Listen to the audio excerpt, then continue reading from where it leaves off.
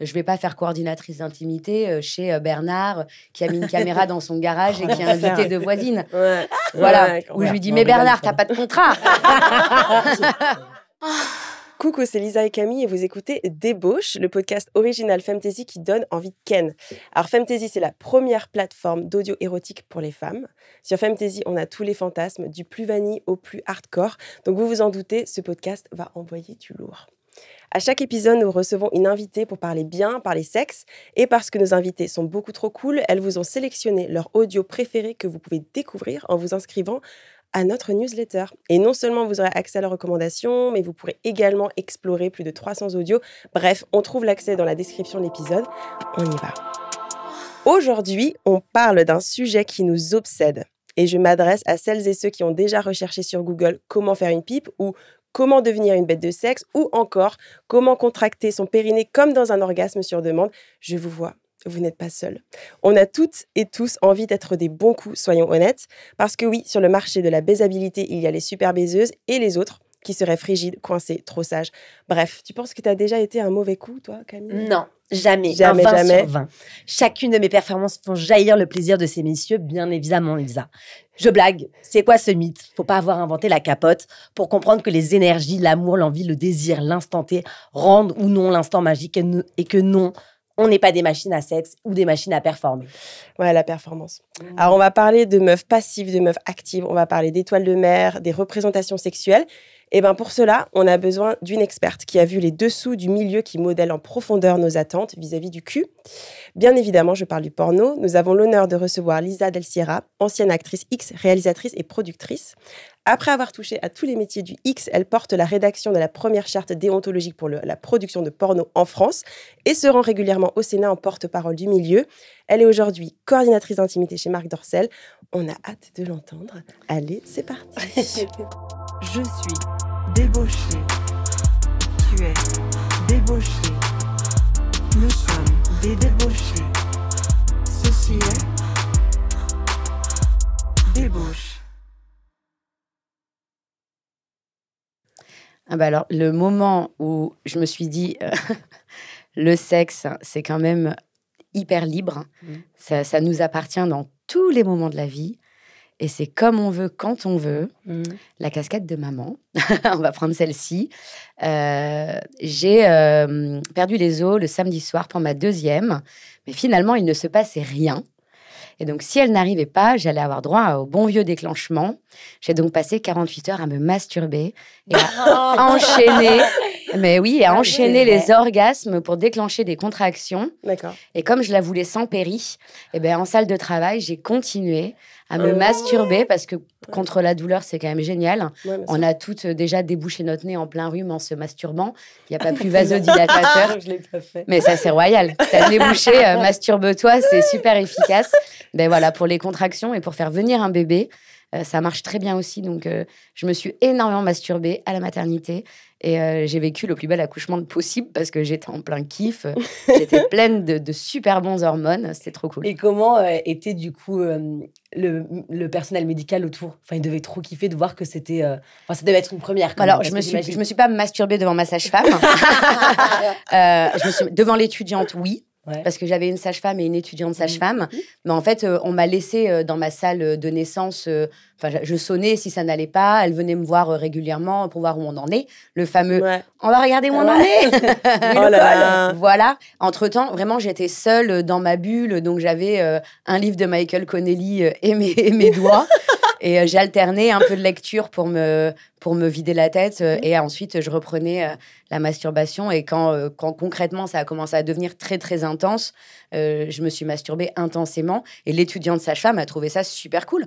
Ouais. C'est fou, en Donc, fait, ce genre pas de de souci, technique quoi. qu'on nous dit pas. Parce que là, j'ai une amie, on lui a dit par contre avant, parce que pareil, elle a eu du mal à... Enfin, elle a dû attendre le dernier moment. Et on lui disait, faites beaucoup, beaucoup, beaucoup, beaucoup l'amour. Parce que c'est ça qui provoque généralement aussi... Oui, il y a le fait que le sperme au contact du col, ça peut commencer à le modifier. Donc, ça aide aussi. Ça, c'est la méthode italienne. On appelle ça la méthode italienne. C'est d'avoir des éjaculations internes à l'approche de la date fatidique pour travailler le col. Donc, en l'occurrence, je n'ai pas mis en œuvre cette méthode-là. Mais quand on m'a dit, là, madame, vous avez perdu les os déjà, il va vraiment falloir qu'elle sorte, il faut enclencher les contractions. J'ai essayé le ballon, la Zumba, le machin. À un moment donné, je me suis dit, tout au long de ma grossesse, qu'est-ce qui m'a fait des contractions un peu tout le temps? Mais à chaque fois que je me masturbais. Derrière, j'avais des contractions qui étaient folles. Mais c'est parti, quoi. Maintenant, tu es coordinatrice aussi d'intimité, je crois, chez Marc Dorcel. Oui. Est-ce que tu peux m'en parler ou me dire en quoi ça consiste? Alors déjà, on dit plus Marc Dorcel, c'est Dorcel tout court. D'accord. Voilà. Ok. Bon, pauvre ami Marc est à la retraite, on va le laisser tranquille. C'est la maison Dorcel maintenant. Alors effectivement, quand j'ai travaillé sur la charte déontologique, la question du tiers de confiance a été une demande vraiment unanime des gens du métier. Et donc, on a créé ce métier en s'inspirant des coordinatrices d'intimité dans le cinéma traditionnel aux États-Unis, puisque là-bas, c'est quand même assez courant qu'il y ait quelqu'un. Sauf que là-bas, dans le cinéma traditionnel, leur travail, c'est plus de chorégraphier les scènes d'amour pour que le réalisateur soit content, mais que les comédiens ne soient pas brusqués, vider le plateau, proposer les peignoirs, s'assurer que le mec, il règle pas ses lumières juste pour mater l'actrice à poil, machin. C'est plus ça le travail. Sur les tournages X, c'est vraiment garant du consentement. Il y a un côté bien-être et bienveillance. On s'assure que la communication soit correcte. On s'assure que les gens ils aient bien dormi, bien mangé, qu'ils soient informés de leur plan de travail, que tout soit fluide et professionnel. Mais il y a aussi tout un aspect un peu juridique où je donne le top pour la scène si on a bien signé le contrat, on a bien montré ses tests, on a bien des pièces d'identité valides, qu'on a bien fait sa checklist, ce que je fais, ce que je ne fais pas, avec son partenaire, que la réalisatrice ou le réalisateur soit OK avec ça. Moi, je demande toujours aussi aux acteurs et aux actrices s'ils ont des petits complexes. Est-ce qu'il y a quelque chose que tu veux pas qu'on filme? Moi, je sais qu'avant, au début de ma carrière, j'avais pas encore refait ma poitrine et je voulais garder mon soutien-gorge. Et c'était des guerres constantes avec les réalisateurs. Je voulais pas montrer mes seins. Donc, je me permets de poser la question aux actrices. Et une fois que la question est posée, les réals, ils ont plus vraiment le choix. Oui, alors moi, j'ai un peu de vergeture là, machin. Et ça contribue au bien-être des comédiennes. Et donc, je suis là à peu près 24-24 sur le tournage pour m'assurer que tout se passe bien, que chaque soir, tout le monde sait à quelle heure il doit se lever, à quelle heure il a attendu au make-up, à quelle heure il va tourner. Si on a mis la scène l'après-midi, est-ce que ça te convient? Ah ben non, moi, j'aurais voulu le matin parce qu'il y a de la sodomie, tout ça. Et donc, voilà, ce rôle un peu de médiatrice sur tout ça. Et j'assiste à toutes les scènes. C'est ça, pour m'assurer qu'il n'y ait aucune pression, aucun propos qui soit pas correct ou Parce que indécent. même pendant les scènes, du coup, tu check, du coup, tu dois être en alerte tout le temps pour voir comment se déroule la réaction aussi des acteurs, des actrices pour sentir si tout se passe bien. C'est ça. Après, on parle de tournage Dorcel. Ouais. Donc, il n'y a pas de grande inquiétude. Clairement, ça se passe très bien. Parce que c'est très protocolaire. Parce que ce sont que des acteurs, des actrices professionnelles. D'accord. Donc, c'est sûr, et les réalisateurs, les réalisatrices, pareil, les équipes techniques, tout le monde, c'est que des professionnels. Je ne vais pas faire coordinatrice d'intimité chez Bernard, qui a mis une caméra dans son garage et qui a invité deux voisines. Voilà. Où je lui dis, mais Bernard, tu n'as pas de contrat. Le plus gros de mon métier, c'est d'accompagner les acteurs plutôt que les actrices sur le fait que la performance n'est pas obligatoire. Ils n'ont pas l'obligation de réussir, ils n'ont pas l'obligation d'avoir une érection. Ça veut dire quoi, réussir exactement? Réussir, c'est faire sa scène, c'est-à-dire bander et éjaculer. Ça n'est pas obligatoire, on est des humains. Et le facteur humain a longtemps été oublié dans la course à la perf, les gonzos, surtout que la plupart des acteurs aujourd'hui travaillent autant sur des films Dorcel où on leur demande de faire leur scène du mieux qu'ils peuvent en restant en bonne santé, avec des scènes dans les pays de l'Est où on leur demande de la faire en moins d'1 heure, tambour battant, et il faut que ce soit parfait. Et donc, ils ont recours à une aide médicamenteuse qui est strictement interdite en France. C'est interdit en France, d'accord. Mais c'est un produit qui n'est même pas distribué sur le sol français. Donc, ah oui, donc on ne parle pas de la pilule bleue, là. On ne parle pas de la pilule bleue. On parle d'autre chose. Et Dorcel demande aux acteurs de s'engager à ne pas avoir recours à ces produits-là. Bien sûr, moi, je ne peux pas les traquer toute la journée, les suivre dans la douche, les suivre quand ils font pipi, les suivre trop longtemps. Voilà, donc je fais de mon mieux pour être là pour eux. Récemment, j'étais sur le tournage d'une réalisatrice qui s'appelle Liselle Bailey en Angleterre. Et l'acteur me dit, voilà, j'aimerais essayer de faire naturel, mais je ne connais pas cette réalisatrice. Et il était sur mon tournage quelques semaines plus tôt. Et on a été hyper contents que sur ces 5 ou 6 scènes, il nous en ait fait 3 naturelles. Wow. Les autres, ça a été un peu plus dur. C'était la fin de semaine, il avait un peu fait la fête. Et après, on va dire 1 demi-heure, 3 quarts d'heure à essayer. Je dis, ouais, bon, là, Lisa... je pense que bon, je vais m'aider. Et je lui dis, écoute, si tu fais pas ta scène, honnêtement, je m'en fous, quoi. Oui, mais moi, je veux faire ma scène. Oui, mais enfin, moi, je leur dis, tu seras payé quand même, c'est dans le contrat. Ouais, mais non, je veux faire ma scène et tout. Bon, bah, ton âme et conscience, quoi. Ouais. Moi, ça me dérange, je n'ai pas trop envie, mais je peux pas, voilà.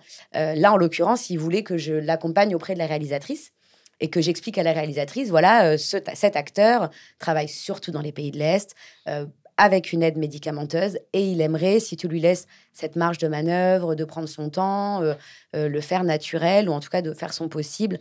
Et elle a été hyper réceptive, on en a parlé tous les trois, et c'était cool. Et il a fait une scène dantesque, avec une comédienne avec qui j'ai échangé avant. Il m'a dit, tu le dis pas trop à la fille, je veux pas trop qu'elle se prenne la tête, elle va mettre la pression. Évidemment, j'ai prévenu la fille. Mais quand tu dis le faire naturel, du coup, c'est quoi? C'est faire appel à des fantasmes personnels, à travailler de manière cérébrale, comme le faisaient pendant des années les Phil Hallyday, les Sébastien Barrio, les Francesco Malcolm, les Ian Scott et j'en passe, les grands acteurs, Manuel Ferrara, voilà, ou même Danny D, c'est des gens qui travaillent, tout est dans la tête, quoi. C'est des professionnels, mais c'est quelque chose qui s'est perdu parce qu'à l'époque, un acteur, il faisait 1, 2, 3 films dans le mois. Il revoyait des comédiennes qu'il connaissait bien, avec qui il avait quand même une affinité.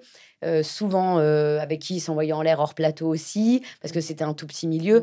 Maintenant, c'est un peu le tout venant peut devenir acteur X parce que soi-disant, il suffit de bander. C'est faux. Faut bien sûr connaître aussi certaines techniques liées aux caméras, à la mise en scène, à accompagner la comédienne pour la rendre la plus belle possible, être à l'écoute. C'est un métier très humain, donc c'est des mecs qui se cassent la gueule très vite, mais qui vont quand même assumer un certain nombre de scènes grâce à l'aide médicamenteuse. Moi, j'ai jamais aimé filmer un acteur qui a la tête dans l'oreiller alors que je lui ai mis une bombasse dans son lit. J'ai en fait, regarde-la, quoi. Même, regarde-la. Même si t'as pas besoin d'elle, visiblement, pour avoir une érection, à minima, fais-moi croire que c'est la femme de ta vie pour la prochaine demi-heure, quoi. Mais ça, j'adore, en fait. Je me demande comment est-ce que tu arrives à faire semblant sur les tournages qu'il y a des sentiments amoureux. T'as des tricks? Est-ce que c'est l'exposition de la lumière? Est-ce que dans le scénario, tu vas laisser plus de place à l'introduction? Comment est-ce que tu arrives à créer cette émotion, cette intimité? J'ai pas souvent des scènes où j'ai besoin qu'on ait l'impression qu'il y ait des sentiments. D'accord. Mais quand c'est le cas, de manière générale, je fais tourner des couples. Ouais, ça arrive la question, ouais. Je fais tourner des couples. Ou alors, je m'assure de l'alchimie. Soit je vais vers un acteur et une actrice qui n'ont jamais travaillé ensemble, qui attendent que ça. Et j'essaye de faire en sorte qu'ils ne s'envoient pas en l'air avant qu'on fasse la scène. Parce que ça arrive, ça. Vous êtes séparés. Ça peut arriver, ça peut arriver.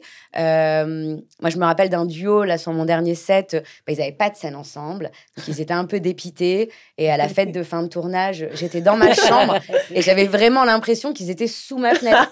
Et en fait, non, ils étaient juste devant ma porte. Je dis, les gars, vous avez choisi non, quoi. Au moins, aller dans une piole, quoi. J'en sais rien. Moi, je fais toujours en sorte de séparer les garçons des filles. Donc, la maison des garçons était quand même à 1 kilomètre de la maison des filles. Et il a fait le trajet à pied pour retrouver sa dulcinée. Mais comme il ne savait pas comment était foutue la maison de la technique, parce qu'ils sont venus à la maison de la technique pour faire ça, ta porte. Il s'est retrouvé devant la porte de la prod. Alors, pas de bol. C'était pas le bon endroit. Du coup, tu casses... Enfin, moi, je me disais, on m'a plusieurs fois dit que c'était quand même assez mécanique et qu'il y avait peu de désirabilité. C'est archi faux. Ouais, c'est faux. En tout cas, en France, dans le porno français, c'est archi faux. Autant, je vais pas mentir, dans les pays de l'Est, aux États-Unis, moi, quand je tournais aux États-Unis, quand tu tournes une fois par jour, 7 jours sur 7, avec un partenaire différent, quand tu retrouves un partenaire une deuxième fois, bah, t'es contente. Parce que on se connaît un petit peu. Ah, cool. Et là, l'alchimie, voilà, il se passe un truc. Mais des fois, tu rencontres le mec, tu finis la scène, tu sais toujours pas comment il s'appelle. C'était une chouette scène.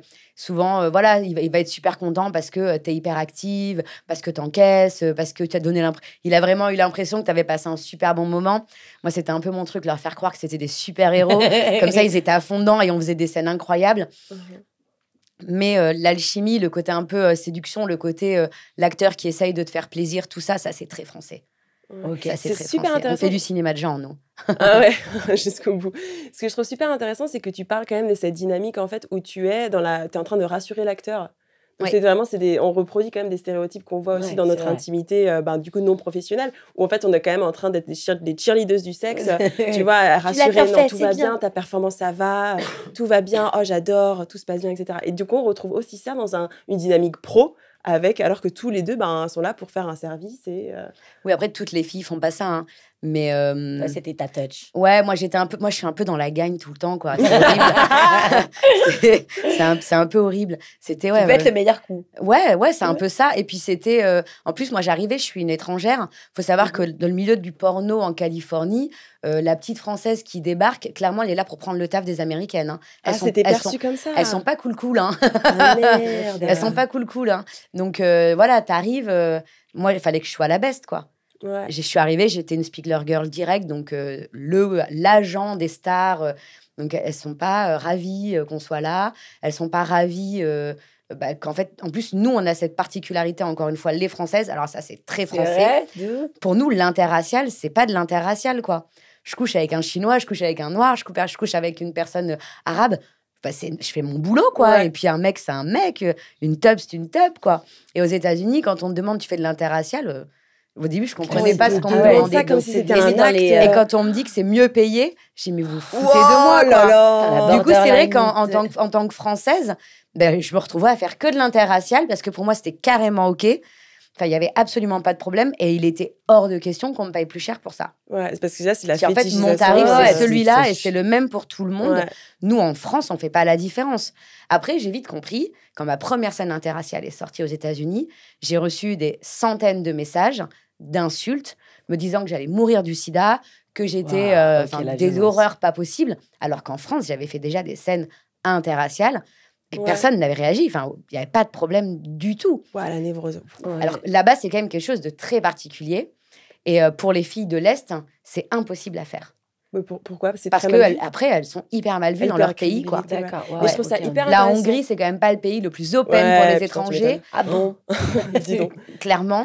Et donc, du coup, ouais, ça aussi, c'est un truc qui m'avait un peu choquée. Là où moi, j'arrive en tant que Française, chouette, je vais bien m'amuser, je vais baiser tous les jours, je vais C'est avoir parti. plein de nouveaux partenaires et tout. Bah, en fait, t'es très seule parce que les meufs ne te calculent pas. Ah là là. Les mecs, il faut qu'ils fassent une scène avec toi avant de te valider.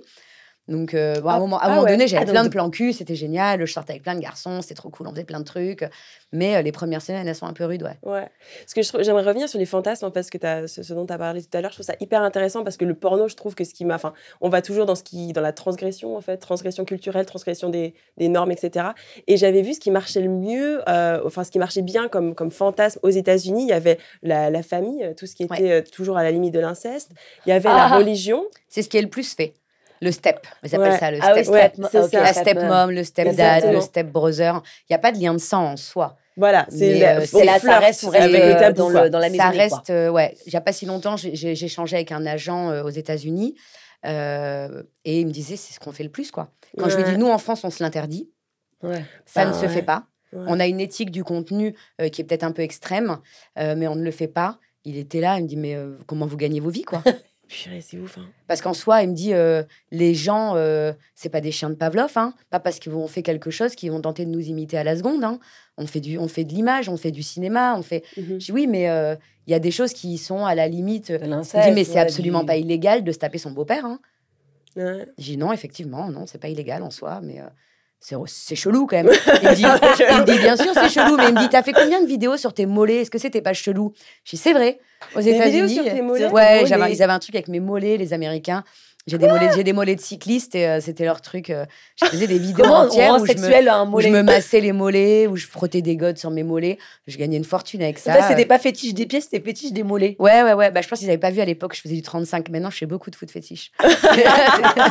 Là, imagine si tu combines les deux. Loulou. C'est- Les Américains ils sont en PLS. Et là, tu nous as parlé justement de tes débuts.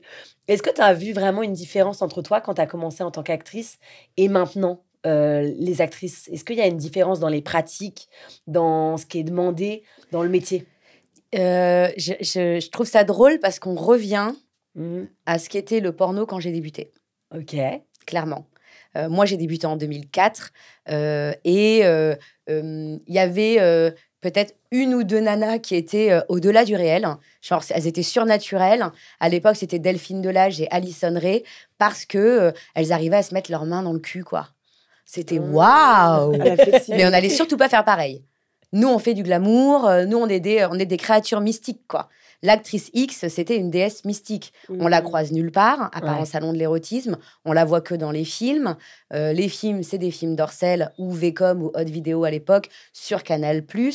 Nous, on faisait 5-6 films dans l'année et on allait en salon érotique faire des séances de dédicaces. Il n'était pas question qu'en salon érotique, je me balade en sous-vêtements. Hein. Pas du tout. Hein. Ouais, c'était terrifiant. Enfin, on était des créatures mystiques, quoi. On faisait de la visio à des tarifs inimaginables pour aujourd'hui, quand il y a eu les débuts d'Internet. Est-ce que c'est l'équivalent maintenant des OnlyFans, au niveau des prix ou ce genre de choses? C'était beaucoup mieux payé à l'époque. Ah ouais. Ouh là là, oui. Okay. Avec les débuts d'Internet, on a commencé les webcams. Et à l'époque, déjà, on était tout en CDI. D'accord. Le mec qui a monté la webcam se voulait entrepreneur. Moi, je monte une boîte, j'embauche les gens, quoi. Donc, on était tout en CDI. Il avait une 50aine d'actrices en CDI sur la webcam. Et on avait un planning sur la semaine où on se mettait dans les cases, on remplissait le truc. Et en gros, je faisais 9 heures de webcam par mois pour un SMIC. 9 heures. Ah oui, 9 heures. C'est un petit quart d'heure par-ci, par-là. Et les heures sup, c'était 300 balles de l'heure pour s'il y avait de la place. Donc, on est toutes devenues propriétaires très vite. Hein. À l'époque, on était toutes en CDI, c'était très cool. On faisait notre boulot, quoi. Des professionnels qualifiés, quoi. Donc, juste c'est le ça, paiement. C'est ça. Après, il y a eu une mutation du truc. Donc, avec l'Internet, la fin du DVD, quoi. On faisait il y avait la différence entre les films scénarisés, Canal+, et les gonzos. On fait juste une scène. Et moi, je me souviens très bien à l'époque, il n'était pas possible qu'une actrice qui fait des films scénarisés aille faire du gonzo. C'est pas le même genre, quoi. Faisait du gonzo, les pauvres meufs, quoi. Les vieilles meufs, zone, quoi, celles pas très jolies, celles à qui on pouvait pas donner des rôles parce que ça savait pas dire 3 mots en comédie. Ça se faisait qu'on repère des actrices de gonzo et qu'on les fasse passer, du coup, après en film scénarisé? Il a fallu attendre que le gonzo devienne... le plus fait pour qu'à l'inverse, les filles du scénarisé se disent attends, elle fait 3 scènes par semaine à 1000 balles la scène, pourquoi moi je fais 3 films par an et j'ai mon petit SMIC là et demi de visio donc on y est venu, surtout que la plupart des productions qui faisaient des films scénarisés se sont dit aussi, mais on va produire du gonzo. On va ouvrir tout le monde a voulu ouvrir un site internet de films X et c'était des scènes. Des gens consommaient des scènes. Donc, on a rendu le téléspectateur abruti parce qu'il n'y avait plus de mise en situation. Il n'y avait plus mais pourquoi la voisine du voisin, du plombier, est-ce qu'elle va aller avec lui ou avec lui? Il y avait quand même il y a toujours un petit jeu. Certes, un jeu nul. Il n'y avait pas beaucoup de thunes. On ne va pas dire que nos films, c'était du 7e art, mais qu'il y a eu quand même de très bons films. Mais il y avait une intention, quoi. Il y avait une intention. Le sexe, ça n'arrivait pas comme ça, de but en blanc. Toc, toc, bim, bam, boum, quoi. Il y avait toujours un truc. Et c'est vrai qu'est arrivé le gonzo, et en même temps que le gonzo, la handicam. N'importe qui pouvait se filmer, et n'importe qui pouvait balancer sa vidéo. Et ça nous a révolutionné, entre guillemets, parce qu'est arrivé l'amateur. Et donc, du jour au lendemain, il y avait les professionnels, les amateurs. Et est arrivé derrière ça Instagram, Twitter. Donc, les actrices ne sont plus des créatures mystiques, ce sont des êtres humains. Et on les a beaucoup moins fait bander. Parce que finalement, on est juste des personnes. Donc, ils ne pouvaient plus projeter autant de fantasmes qu'ils faisaient avant sur nous. Parce qu'on n'était pas des pages vierges, entre guillemets. On n'était pas juste une enveloppe corporelle qui s'adonne à un acte et qui en redemande, contrairement à leur meuf. En tout cas, c'est l'image qu'on se donne. Voilà, l'actrice X, elle risque pas de tomber enceinte. Elle dit encore, toujours encore et oui encore. Et en plus, elle est super jolie et elle a pas d'histoire, elle a pas de bagage. Elle va pas après l'amour dire sinon t'as vidé la machine à laver. Il y a rien. Et avec les réseaux sociaux, on est devenus des humains. Et donc là, le porno, il s'est écroulé. Tout le monde balançait ses vidéos sur le net, des gens qui adoraient baiser, qui n'étaient pas payés pour. Donc, c'est ceux-là qu'on a envie de voir parce qu'on se dit les professionnels, ils se foutent un peu de notre gueule. En plus, les professionnels, finalement, ils ouvrent leur bouche, ils ont des choses à dire, ils nous vendent des produits en ligne, et ils font des partenariats rémunérés et ils nous font chier avec leur OnlyFans. Il faut s'abonner, il faut s'abonner, il faut s'abonner. Forcément, ça ne fonctionnait plus, quoi. Ça ne fonctionnait plus. Moi, j'ai une petite question quand même, parce que tu as parlé tout à l'heure des spécialités, de celles qui devenaient vraiment les queens, un peu. Toi, pas les queens, hein. Non, mais j'ai dit c'était des créatures surnaturelles. Ouais, mais parce qu'elles étaient hardcore, quoi. Moi, j'ai attendu 2 ans avant de me faire enculer. D'accord. J'ai fait 2 ans de porno avant d'accepter la sodomie. À l'époque, il fallait surtout pas arriver et tout faire. Faut faire monter le désir, c'est ça? Oui, puis il faut...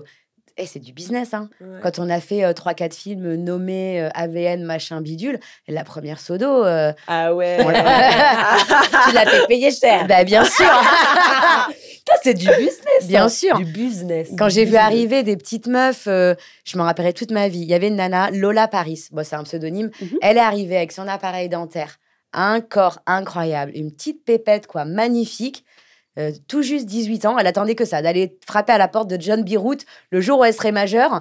Elle est arrivée, j'étais là pour son casting, parce qu'après, on devait faire des photos ensemble et tout. Elle faisait tout, quoi.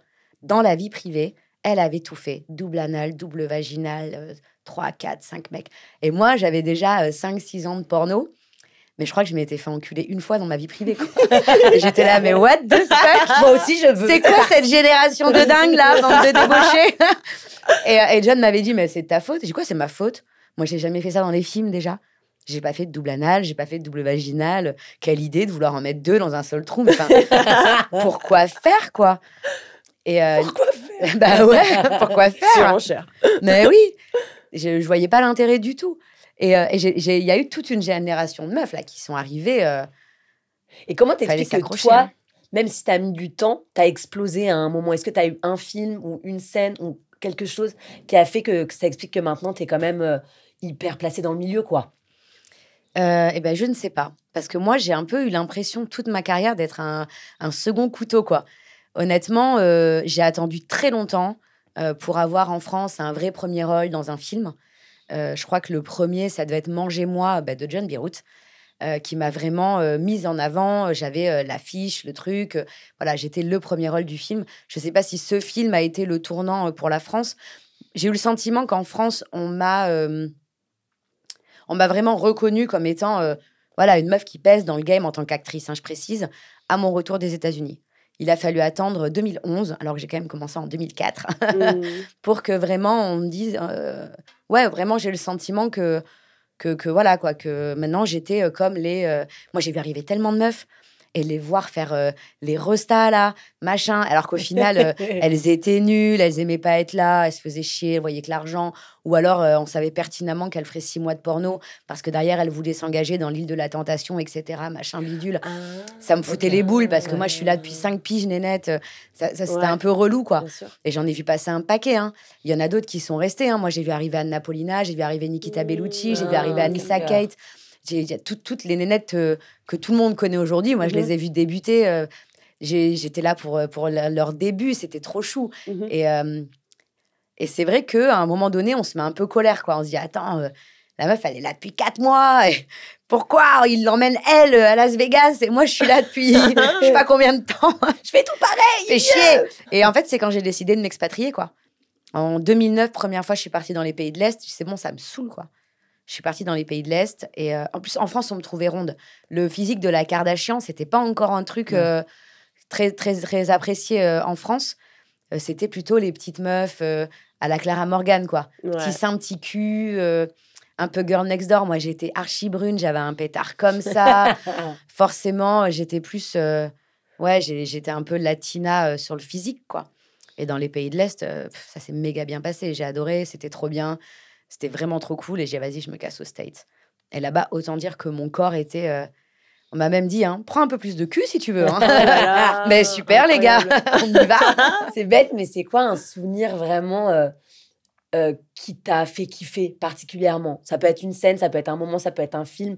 Parce que ce que j'aime bien quand on parle avec toi, c'est que j'ai l'impression que c'est vraiment comme, pas vocation, mais t'as un truc où, ouais, c'est ton taf, tu l'aimes et c'est plaisant à entendre parce qu'on a souvent cette image enfin, des actrices qui sont forcées, enfin, un peu tout cet imaginaire aussi qu'on a. Et toi, on sent que c'est une vraie... ouais, que c'est une vocation, quoi. C'est tu kiffes ça, t'es là où tu veux être. Et, je pense pas qu'on puisse parler de vocation, ouais. mais moi, j'ai pas eu... Déjà, moi, j'ai commencé le porno, je pense que j'étais complètement asexuée, quoi. Je suis arrivée... En fait, j'ai tout commencé sans me poser de questions. Moi, j'arrivais d'un milieu... ça faisait un moment que je traînais qu'avec mes potes. On parlait pas de cul, quoi. On parlait pas de cul. Le physique, la baise, c'était plutôt technival, cool. Voilà, on vit à 12 dans un studio, on s'éclate... Et voilà, pour gagner ma vie très naturellement, j'ai atterri dans un peep show. Mais pour moi, il n'y avait aucun problème, quoi. J'écartais le rideau, le monsieur se masturbait, moi, je faisais mon spectacle. Enfin, j'ai jamais eu le sentiment de faire quelque chose de mal. J'ai jamais eu d'avoir le sentiment de faire quelque chose qu'on allait me reprocher plus tard. Je voyais pas où était le problème, en fait. Et quand j'ai rencontré un acteur et une actrice et qui m'ont proposé de faire des photos, c'est hyper naturellement que j'ai baisé avec eux, qu'on a fait les photos. C'était trop bien. Haute Vidéo a voulu faire des photos aussi. Super, allons faire des photos. Et après, Dorsel m'a contacté. Ah, on vous a vu dans Haute Vidéo. Est-ce que vous voulez faire un vrai film? Je dis, ouais, pourquoi pas. Moi, je monte dans le train, j'y vais. Et tout m'a paru normal, quoi. Tout m'a paru normal, quoi. Où il y avait pas de souci, quoi. Et j'ai pas eu le sentiment d'aller coucher avec cet acteur. J'ai eu le sentiment d'aller faire un spectacle, tester un truc. Moi, j'ai passé 3-4 jours trop cool dans un immense château avec plein de gens complètement dingues. C'était trop bien. J'ai rencontré Nina Roberts sur mon premier tournage. Cette nana, c'était quand même un personnage incroyable. Et pourquoi? Parce que Nina Roberts, elle était rock'n'roll, quoi. Genre, elle était très cool. Il y avait Alison Ray aussi. Moi, je me souviens, premier jour, j'arrive, on m'indique la loge make-up. Et quand j'étais parue dans Haute Vidéo, on m'avait appelée la nouvelle moule du business. Et j'avais fait des photos sur un bateau d'ostréiculture, parce que je suis bordelaise. Et j'arrive dans la salle de franchement, rendre ça sexy, je suis désolée, là, comment tu me le décris. Mais non, mais pas sur le bateau, avec mon petit short en jean. D'accord, ok. Comme ça, avec la dune du Pilat derrière. C'est mieux. Voilà, ils avaient choisi un bateau de parc à huîtres, parce qu'en plus, c'est tout plat, c'est hyper pratique pour les photos, c'est magnifique. Mais c'était, la nouvelle moule du business. Et du coup, j'arrive sur ce tournage d'Orcel, et le réalisateur dit « Ah, c'est toi la nouvelle moule ?» Et moi, je dis « En fait, à Bordeaux, on fait des huîtres, quoi. C'est clair. On fait pas des moules, quoi. » Tout le tournage, on m'appelait la moule, quoi. Et j'arrête pas, je leur dis, mais en fait, on fait des huîtres, les gars, vous connaissez rien, quoi. Je trouve que la nouvelle moule du milieu, c'est quand même. Et j'arrive pour voilà, on monte la longe du make-up, les machins, et à un moment donné, je ressors pour fumer une clope. Je tournais un peu en rond, ça faisait 1 heure que j'étais là, ça bossait à gauche, à droite, il y avait 30 personnes, tout le monde travaillait. Et là, il y a 2 nanas qui viennent s'asseoir devant moi, et il y avait Alison Ray, et elle s'assied, et elle pose son pied comme ça sur le petit mur en allumant sa clope. Clairement, je vois sa touche. Et moi, je suis la nouvelle moule. Yay! Touche apparente, cool. Ça commence comme ça. Et Nina Roberts, à côté, qui me dit du coup, c'est ton premier set, ouais. Ah, tu baises avec qui? Je sais pas. Ah, tu sais pas, il va te demander de choisir. Moi, je peux te donner des conseils et tout. J'ai dit, carrément, on choisit ensemble, quoi. Et quand le réal m'emmène dans une pièce, et sur la baie vitrée, il y avait les mecs. Alors, je sais pas comment ils s'étaient débrouillés. Et on était à l'intérieur, et il me dit, tu veux lequel? Parce que ta scène, c'est dans une partouze. Tu es libre. Wow. Tu fais ce que tu veux, pas de pression. Non, mais il n'y a pas de scénario qui t'oblige à faire ça, nanana. T'es perdu au milieu de la masse. Comme ça, si ça va pas, elle me dit, si t'es nul, on s'en fout. Quoi. Ouais. Je te coupe, tout va bien. Alors, j'étais avec les 2 actrices. Et alors, lui, il pue un peu de la gueule. Lui, il baisse trop bien. C'est un lover, nanana. Bon, au final, elle m'a dit, lui, il a qu'une couille. Je l'ai choisi direct. Je veux voir ça. J'ai choisi Titoff parce qu'elle m'a dit, lui, il a qu'une couille. Résultat, je prends monocouille. C'était trop bien. C'était génial. Mais encore, j'ai pas du tout... Et après, ça s'est enchaîné, quoi. Un autre réal m'a contacté quelques semaines plus tard. J'ai vu les rushs de tel film. C'était bien. Nous, on a telle série. Est-ce que tu veux? Pourquoi pas. Et du coup, j'ai appelé Nina et Alison. On m'a proposé ça. C'est bien, c'est pas bien. Puis à un moment donné, elle me dit, en fait, Émilie, tout est bien parce que t'as commencé chez Dorsel, quoi. Ouais. Il y aura rien de pas bien. Elle me dit clairement, c'est bon, quoi. Si ça t'amuse, vas-y. Et pendant au moins 2 ans, c'était un peu comme ça, quoi. J'allais, je m'amusais, je rentrais chez moi. Et c'est au bout de 2 ans que je me suis dit quand même, je vais faire ça sérieusement, quoi. Ouais. Je vais en faire mon job, je vais me définir comme étant actrice X. Et puis voilà, c'était parti, quoi. Ouais. Et qu'est-ce que tu penses de la grosse émergence du porno éthique, justement, un peu de Olympe de G, de Ovidie, justement, qui propose un nouveau type de contenu en intégrant beaucoup de nouvelles dynamiques? Moi, j'ai tourné pour Ovidie quand elle réalisait. Elle ne réalise plus depuis une bonne dizaine d'années maintenant. Hein. Ouais, oui, je repensais à elle pour la grève du sexe. Mais j'ai pas eu le sentiment, quand je tournais pour Ovidie, que je tournais pour autre chose que de la pornographie. Ouais, non. Moi, je pense que le porno éthique, c'est le porno professionnel, en fait. Ouais. C'est ça. C'est le porno où chacun est reconnu à sa juste valeur, où chacun a posé ses conditions, est content de venir, est d'accord pour le partenaire, l'a su avant, a eu un plan de travail. Parce que sous couvert de porno éthique, on peut aussi faire n'importe quoi. Hein. Moi, j'ai en tête une réalisatrice dont je ne citerai pas le nom, qui a décidé de payer tout le monde pareil. Ouais. Peu importe la C'est performance. pas très bien d'ailleurs. Bah, c'est pas normal, en Mhm. fait. Moi, quand une actrice me dit mon tarif, c'est tant, à moi ou à d'autres réalisateurs, on ne négocie pas le tarif. La valeur que quelqu'un se donne, c'est sa valeur. Et si j'ai pas les moyens de prendre cette comédienne ou ce comédien, je travaille pas avec. Ouais. Mais on ne négocie pas un foutu tarif, quoi. Mhm. On parle de la nudité de quelqu'un, on parle du fait de s'exposer physiquement, on parle du fait d'avoir une relation sexuelle intime avec un partenaire devant ma caméra. Enfin, Bien sûr. non, on ne Ouais. négocie pas un tarif. Et si une jeune femme ou même une femme plus âgée décide qu'elle vaut tant pour ce travail, eh ben elle vaut tant pour ce travail. Mhm. Sous couvert d'éthique, c'est tout le monde le même prix, c'est à la bonne franquette, on peut faire des journées de 15 heures, c'est... Enfin, j'en sais rien. Enfin, moi, je trouve que c'est un peu le festival Emmaüs du cul, quoi. Du Ouais. coup, je suis désolée, hein. C'est clair de ouf. Je suis désolée, mais bon, Ouais. je pense que l'éthique, c'est avant tout le respect de l'autre. Et on peut taper sur le porno mainstream, parce que, évidemment, apparemment, je fais partie du porno mainstream, hein, mais le porno mainstream, c'est ton tarif, c'est ton tarif. Ouais. Tu finiras ta journée à 1 heure descente et tu commenceras pas la deuxième à moins de 12 heures qui suit. Tu auras un repas chaud minimum par jour et un repas froid. Au petit déjeuner, moi, je demande qui veut quoi, bien sûr. Ouais. Tout D'accord. est... Ouais. J'ai la petite question de la fin, parce que je pense que là, il y a tellement de choses. On s'arrête. Petite dernière. Vas-y, Mais ok. qui est un peu par curiosité, parce que c'est vraiment une question, mais peut-être courte. Est-ce que le plaisir, j'imagine que la question est évidente, mais parce que tu as l'air d'avoir pris beaucoup de plaisir aussi dans tes scènes, Oui. et ça fait du bien à entendre, est-ce qu'il est quand même le même ou pas dans l'intimité? Ou est-ce qu'il diffère? Enfin, comment tu... Mais le plaisir est question du partenaire Ouais. et de l'instant. Je veux dire, c'est hyper partenaire dépendant et situation dépendant. Donc, je peux faire une scène le lundi avec un acteur et c'est incroyable. Et puis le jeudi, on se retrouve dans un bar et on rentre se la donner et c'est nul à chier. Donc, c'est le moment, c'est le mood. Et comme c'est pareil avec un compagnon Ouais, c'est fixe, ce que tu disais. dans une relation exclusive, tout ça, c'est vraiment, au-delà d'être partenaire dépendant, c'est aussi mood dépendant, quoi. Ouais, je suis d'accord. Comment je me sens aujourd'hui, j'en sais rien. C'est hyper aléatoire. Ouais, parce que j'avais un peu la question de la fin, c'était pour rejoindre ça aussi, c'était le côté d'être un bon coup. Parce que Ouais. forcément, l'idée d'être un bon coup, ça dépend vachement de nos modèles de représentation, donc le porno aussi. Et du coup, est-ce que toi, tu avais conscience de montrer une façon de faire du sexe qui allait inspirer plein d'autres gens de vouloir faire du sexe comme toi pour être des bons coups? Eh bien, absolument pas. Parce que j'ai jamais consommé. En fait, il m'est arrivé aux États-Unis de tourner dans une villa. Donc, dans la vallée, il y a des montagnes, des machins. Bon, on est dans les hills d'ailleurs. Et dans les 3 baraques qu'on voit de l'autre côté du canyon, là, ça tourne du porno partout, quoi. Et je me demandais, mais qui achète tout ça? C'est comme ce qu'on faisait. Moi, j'avais l'impression d'être une performeuse parce que je pratiquais la sodomie, parce qu'il m'arrivait de pratiquer la DP, parce que j'aimais bien avoir 2, 3 partenaires.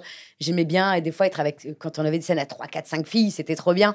Mais j'étais persuadée qu'on était hors norme, que personne faisait ça chez eux. Et en fait, j'ai découvert en arrêtant et en ayant des histoires plus sérieuses et en me permettant de me découvrir, moi, Émilie, sexuellement, qu'en fait, tout le monde fait ça. Et oui, que vraiment, enfin cool, quoi. Et que les films... Je ne sais pas si les films ont inspiré les gens. Moi, je me suis surtout dit, ce qu'on fait dans les films... ça représente ce que font les gens chez eux. Ah, j'adore. Et non pas, situation, ouais. et non pas les gens font ça parce qu'on a fait des Ouais. films. Moi, je ne l'ai jamais vu dans ce sens-là.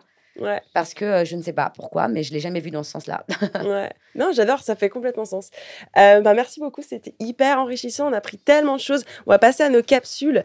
Donc, on a la capsule Astro. Donc, Astro Kiff qui va nous parler, une petite analyse astrale sur le thème, justement, de l'industrie du sexe. On l'écoute tout de suite, on réagit ensuite.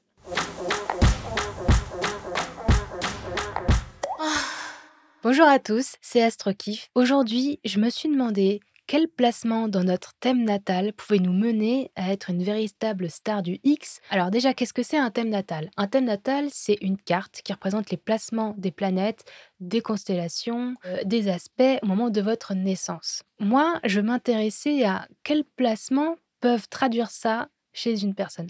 Alors, la première chose, ça peut être déjà un placement d'une Vénus. Donc, Vénus, c'est le signe de l'amour, la sensualité, la vie charnelle, la féminité, dans un signe de feu. Une Vénus qui est placée en signe de feu va être un peu plus décomplexée. Pourquoi? Parce que le feu, c'est la passion. Donc, quand ça nous prend, on ne le contrôle pas. Donc, ça peut déjà aider à avoir un premier placement qui nous mène à tout ça, mais ça ne va pas suffire. Ce qui peut être très intéressant, c'est de regarder votre placement de Pluton. Pluton, c'est la planète des limites que l'on franchit. Surtout, c'est la planète du pouvoir, c'est la planète du pouvoir du sexe aussi, c'est la planète de la transformation. Il y a quelque chose de très très fort dans l'énergie de Pluton qui va jusqu'à la transgression. Alors, par exemple, un Pluton qui est placé dans la maison 10. La maison 10, c'est la position socio-professionnelle.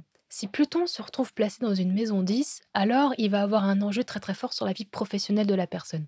Donc avec un Pluton en maison 10, on peut être par exemple président ou star du X, en quelque sorte. Pourquoi? Parce que Pluton peut avoir une signification de pouvoir, mais Pluton, c'est aussi la sexualité. Donc il y a une interprétation à faire sur ça qui peut être assez intéressante. On peut y rajouter encore d'autres points à observer, par exemple la lune noire. La lune noire, ça représente le potentiel, il y a quelque chose de très mystique. La lune noire, elle est aussi appelée Lilith. Lilith, c'est la femme du diable, elle représente l'énergie, le potentiel, les peurs profondes, les fantasmes profonds et aussi le potentiel profond. Donc la lune noire va toujours nous attirer dans un domaine et à nous de voir si on y va à fond ou pas. Mais par exemple, si la lune noire elle est en rapport avec le Pluton, dans le thème natal, dans ce cas-là, on peut avoir encore plus de prédisposition à rentrer dans des milieux un petit peu souterrains, parce que Pluton, c'est ça aussi. Ce sont les métiers que l'on ne voit pas, les métiers que l'on n'expose pas ou que d'une certaine manière. Intéressant. Moi, j'aime bien la figure de Lilith. Bon, forcément, le côté un peu péché, original, tout ça, c'est un peu relou. Mais la figure de la lune noire, je me dis, Lilith, ça serait un bon nom de star du X. Il y a une star du X. Quand Anna Paulina commençait, elle s'appelait Lilith Marshall. Bah Non. voilà, lune noire. Oui. Ok, du coup, nous passons à notre fantasy à tester. Oui. Oui, Camille qui nous concocte. Concocte, c'est un bon mot ça, ouais. Ouais, c'est concocté.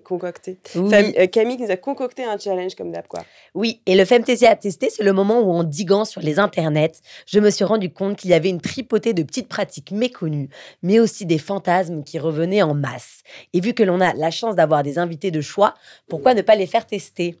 Et pour toi, Lisa, on a voulu être un peu connectés. Et en ce moment, les sextoys sont aussi nécessaires qu'un bon missionnaire, mais lorsqu'ils se commandent à distance et avec une petite télécommande, le tout dans un espace public ou pas, c'est un autre challenge. Qu'est-ce que tu en as pensé?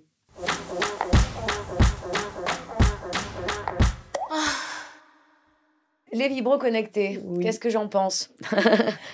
Alors, j'ai testé, moi, le truc, non, enfin, j'avais testé l'œuf, mais honnêtement, Ouais, c'était ça. pas ouf. Moi, j'ai trouvé pas ouf, l'œuf. Ouais. Mais il y avait un autre truc à l'époque, une espèce de V, là, comme ça. Et donc, on rentrait une partie, et l'autre partie, du coup, était sur le clitoris. Et ça, c'était assez cool. Surtout si on est assise, parce que du coup, on est appuyé dessus. Et c'était très, très cool. Okay. Mais et du coup, est-ce que c'était commandé par ton partenaire ou c'était vraiment solo? Non, c'était commandé par mon partenaire. D'accord. Je savais. Tout de même. Pas. Et j'en avais même fait une vidéo à l'époque où je prenais l'avion. Ah ouais, donc tout de suite, ça met les bases, quoi. Ouais. Et, mais c'était en fait, du coup, c'est nul. C'était mon caméraman qui avait la télécommande. Parce qu'on partait tous les deux pour faire des contenus à Budapest. Et donc voilà, quoi. Comme sur la route, il fallait qu'on agrémente un peu ce voyage pour l'histoire du film. Ça s'appelait c'était pour les castings de Lisa. Donc je partais à Buda rencontrer plein de meufs. Et voilà, dès l'avion. Donc c'est un peu bizarre quand c'est télécommandé par quelqu'un qui n'est pas un partenaire. Ah, ça change la dynamique, ouais. Mais c'était très cool. Trop C'est marrant. marrant parce qu'au début, tu commences par la petite histoire, tu rajoutes un petit, puis dans l'avion, puis en fait, c'était mon caméraman. Et en fait, c'est pour Budapest. Et en fait, voilà, c'est pour aller à Budapest pour faire des contenus. Il y a quoi? Bah oui. Toi? Alors moi, j'aime pas. Franchement, je trouve ça pas extraordinaire. J'aime pas du tout. Pourquoi? Parce que c'est dans un contexte, c'était au resto et j'avais uniquement la stimulation du coup, avec l'œuf interne là, pas ma cam. Et puis j'aime bien perdre le contrôle, mais dans un contexte où on a un peu, je sais pas, où il y a plus d'échanges, il y a plus de préparation. Là, ça fait un peu genre des sursautements pas très agréables, quoi. Donc, franchement, je mettrais un petit 2 sur 10. Pas convaincu. Et moi, pareil, c'était l'œuf. Et en plus, il avait une sorte d'apparence de petite baleine. Enfin, je sais pas, c'est trop bizarre avec une petite zigouigoui qui sort, Ouais. rose. Et du coup, je trouve que déjà, j'ai du mal à le prendre au sérieux. Enfin, je trouve que l'esthétique est quand même importante. Et du coup, d'avoir la petite, j'avais l'impression d'avoir un petit flagelle qui sortait de moi. Donc, du coup, ça m'a fait un peu bizarre. Et ensuite, même au niveau des sensations, j'ai pas trouvé ça fou. Enfin, c'est amusant, ça vibre. Mais je pense qu'on a quand même pas mal l'habitude avec les sex toys classiques. Que ce soit dans la rue, pareil. Moi, je réagis, je crie. Au cinéma, je crie. Dans ma vie, je crie. Enfin, je suis très expressive. Tu Enfin, m'as vois. l'air d'être une criarde. Hein. C'est vrai. Merci, Lisa. Mais c'est vrai. Et donc, du coup, je suis pas du tout discrète. Donc, en fait, les gens à côté de moi au ciné ont peur plus de moi que du film. Et donc, du coup, un peu pareil, quoi. Donc, Ouais. dans le restaurant, c'est... Enfin, attention à vous. Donc, du coup, non, j'ai plus eu peur pour les gens autour de moi et leurs réactions que du plaisir pur. Mais parce que c'est amusant et que je trouve quand même que c'est des petites... C'est ludique. c'est ludique. C'est Je ludique. mettrais quand même un petit 5. Mais moi, je l'avais quand même fini par le tester, seul, quoi. Ouais. Parce que quand on avait passé le vol à faire des plans comme ci, des plans comme là, où il m'allumait le truc et je faisais genre dans la caméra, à un moment donné, le soir à l'hôtel, je l'avais mis jusqu'à l'orgasme, mais il avait fallu que j'appuie dessus, machin. C'est ça, ouais. Ça, c'était Je trouve que c'est pas difficile de soi, quoi. pas recalibrer, de pas adapter, tu vois.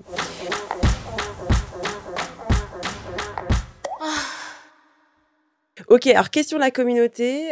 Comment je fais pour jouir sans porno et en pensant à mon copain? Alors là, on sent l'insécurité de notre Auditrice. auditrice. Ok. Ouais. Je pense qu'on demande Bah, la question alors, à moi, la mauvaise personne. Je ne peux que te conseiller de consulter Ouais. Bah oui. parce que tu aurais dû jouir sans porno et sans copain et sans aucune stimulation, seule depuis bien longtemps. Donc, consulte. Je suis désolée. Enfin, Ouais. non, je suis pas désolée. Sans appel. Ça va être super. Ouais. Tu vas aller beaucoup mieux. Tu vas kiffer ta life, mais Ouais. consulte. Bah oui, déjà la question est un peu tricky. Enfin, je trouve qu'elle porte en son sein le fait que déjà ce soit pas, ça n'aille pas Ça va trop, pas. Ça va pas. ça trop. va Ouais. pas trop bien. Peut-être change de copain parce que du coup, si ça marche pas en pensant à lui, Après, c'est- si son copain l'a fait jouir lors de l'acte, c'est super. Mais si à côté de ça, elle a pas ses moments à elle où elle se détache et de lui et du porno et qu'elle se crée pas son univers à elle pour accéder à l'orgasme toute seule, Ouais. faut consulter. Voilà le mot de la fin. Et je Consulte, ma pense ça, chérie. oui, consulte. Il faut pas avoir honte parce que parfois on a l'impression d'aller voir des sexologues ou même de se faire aider. Bah c'est pas bien et je suis pas Non, d'accord. non, c'est important. Et je suis Oui. plus psychologue que sexologue, mais Ouais. ouais. Tout peut se Ah débloquer. c'est vrai? Pour toi Ouais. c'est plus psy que sexo? Ah oui. Ouais. Oui. Ok. Là, en plus, il y a une accoutumance au porno et que ça devient le symbole de toute son intimité. Effectivement, il y a plein de trucs. Mais tout est possible et tu peux t'en sortir. T'en fais pas, tout va bien. Ça va bien se passer. Ok, merci beaucoup, Lisa Del Sierra. Avec plaisir. C'était Débauche, le podcast original Femtasy. Si vous souhaitez découvrir l'audio recommandé par Lisa, cliquez sur le lien en description de l'épisode. Et puis, tant qu'à faire, vous pouvez explorer le reste de la plateforme et vous faire du bien. On se retrouve très bientôt pour un nouvel épisode. Allez, bisous. Salut. Et en fait, là, il m'a sauté dessus. Mais c'est comme si j'attendais ce baiser depuis toujours. C'est incroyable. C'était d'une intensité et d'une fluidité et d'un naturel et d'un bon. Alors là, mais... non, mais